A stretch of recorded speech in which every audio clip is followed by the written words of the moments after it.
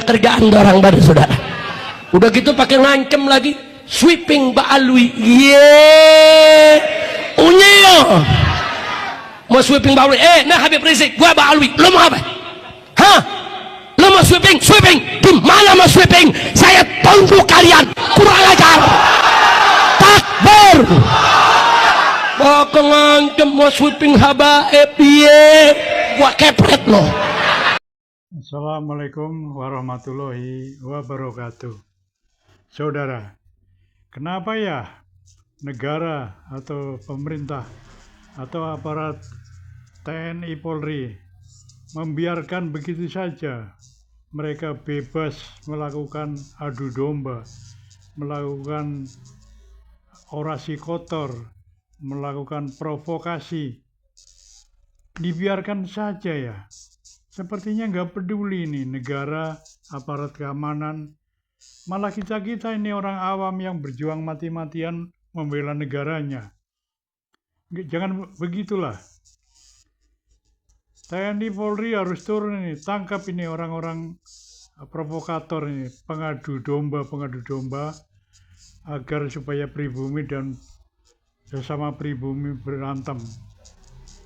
Ini di sini ada Habib Muhdor Tanggul yang sudah memprovokasi masyarakat dan mengadu domba untuk kita saling serang, dan juga Habib Rizik Syihab yang terang-terangan mengadu domba dan memprovokasi masyarakat supaya terjadi chaos atau perang saudara. Ayolah TNI Polri bergerak, jangan diam saja. Kami rakyat sudah gedeg sekali melihat Anda semua tuh diam saja. Rasanya ini nggak adil lah, negara diam, TNI diam, Polri diam, sementara pihak kaum Balawi imigran Yaman getol sekali mengadu domba dan memprovokasi. Kalau nggak percaya, ayo kita lihat videonya.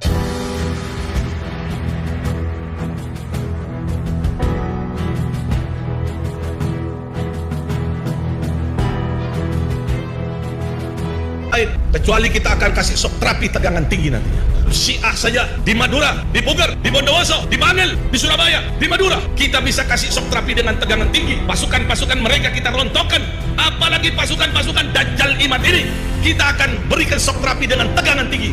Kalau tidak gitu, tidak akan pernah selesai. Saya berjanji nanti, saya akan kasih shock terapi tegangan tinggi. Jangan macam-macam. Anda telah membangunin harimau yang tidur. Kami akan buat goncang nanti dunia ini gara-gara sampean kelompok-kelompok Dajjal Imad ini. Ini kitab abad keempat, jangan main-main. Keturunan Yahudi yang bernama Muhdor, jam geleng-geleng ya.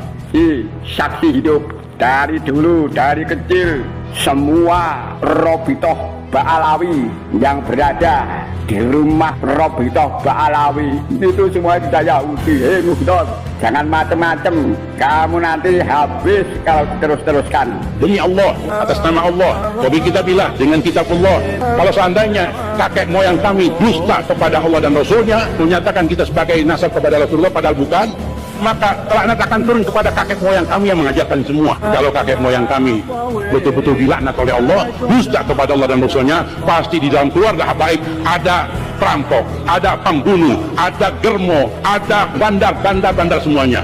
Tapi kami yakin kakek moyang kami dalam keadaan benar, dan kami bisa bersumpah dengan mubahalah. Sekarang ini semua Yahudi Ba'alawi kejahatannya sudah terbongkar semuanya. Jam geleng-geleng ya.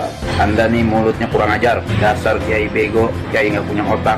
Kalau udah tolol, nggak usah jadi penceramah. Ana, Ja'far Shadiq udah bebas, udah kembali. Saudara mengatakan bahwa Imad alias Kiai Haji Imadin Utsman dan kelompoknya adalah Dajjal. Dan saudara mengatakan akan memberikan shock terapi tegangan tinggi kepada mereka, seperti layaknya shock terapi yang diberikan kepada kelompok Syiah di Madura, di mana pada kejadian persekusi di Madura tahun 2011 dan tahun 2012 silam yang tersebut sampai menimbulkan korban jiwa.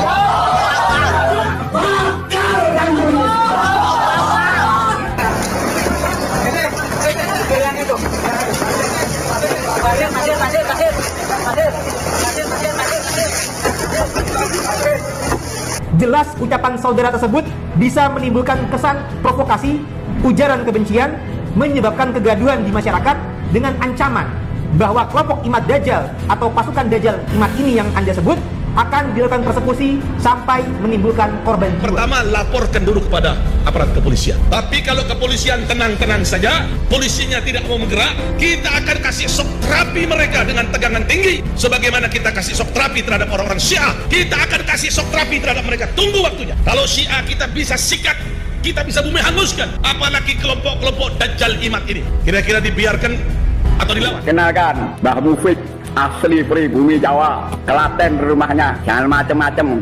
Kamu itu hanya oknum keturunan Yahudi. Tahu nggak? Jongleleng itu turunin Nabi ya.